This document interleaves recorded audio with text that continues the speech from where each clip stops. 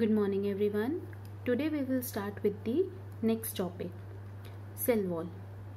When we have studied about the difference between the plant cell and animal cell, I told you that plant cells, in addition to the plasma membrane, have another rigid outer covering called the cell wall.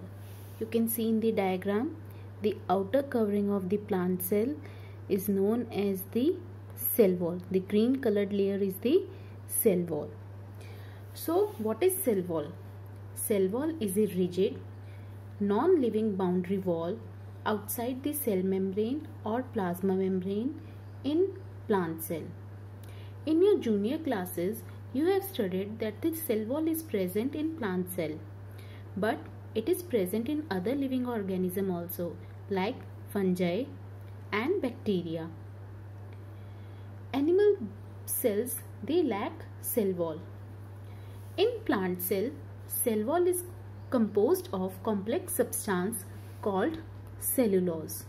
In fungi, cell wall is made up of chitin, and in bacteria, cell wall is made up of complex substances, that is muramic acid and peptidoglycan.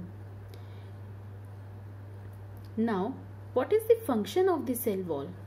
As it is the outermost covering, so it provides the structural strength to the plant. So the plant, they stand erect and they have the strength because of the cell wall.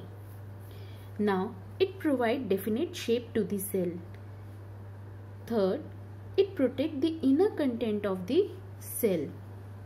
It also helps in transport of various substances across it because it is freely permeable to the movement of these substances. In the beginning, I told you that it is a non-living boundary wall. If it is a non-living boundary wall, it means it can allow all the substances to pass through it.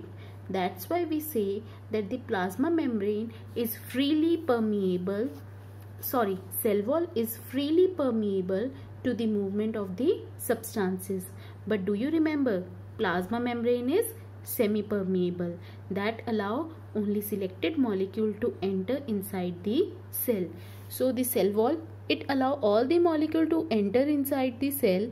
Then the next layer adjacent to the cell wall is the plasma membrane, that is selectively permeable, and it allow only selected molecules which are sent by the cell wall to enter inside the cell.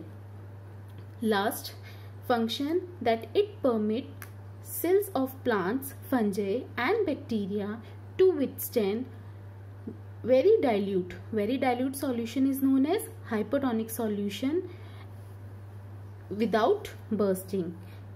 Because of the presence of cell wall, plant cell, fungi and bacteria, they do not burst inside the hypotonic solution, but animal cell, they burst.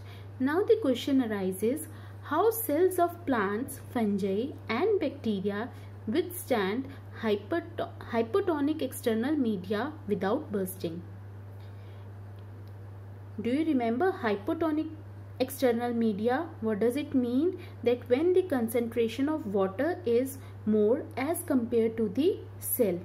So in hypotonic condition, cell tend to take up water by osmosis. The cell swell up, building up pressure against cell wall. The cell wall exert equal pressure against the swollen cell. Because of their walls, such cells can withstand much greater changes in the surrounding medium than animal cell. So when the water enter inside the plant cell, then the cytoplasm it swell up. When the cytoplasm swell up, it exert pressure on the cell wall. But cell wall also exert pressure on the cytoplasm, due to which the pressure of the cytoplasm is equal to the pressure of the cell wall. Now the pressure is equal, due to which cell wall of the plant cell and the plasma membrane of the plant cell, it do not burst.